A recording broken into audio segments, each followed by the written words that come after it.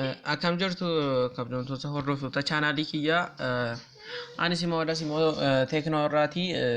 Har'a kan isin barsiisu akkamittiin yeroo baay'ee teelegiraamii gaafa seennu bilbilli keenya biizii nu jalaati ta'a. Anarras qaqqabee ni beeka wanti kuni. Kana fuulduratti immoo namoonni miseensa chaanaalii kootii hin taane ammuma miseensa chaanaalii kootii ta'an jedha. Jalqaba maalii banna nuti teelegiraamii appii isaa jiraachuuti qaba. Kunoo teelegiraamii makana pilaasii dhamma kuni haala kanaan gadi qabnee appii infoo kan jedhu keessanii seennaa jechuudha. Appii infoo kan jedhu keessa erga seennee booda notifications jedhee dhufa. Notificationiin kun gaafa dhufu akka kanaatti nuu dhufa jechuudha.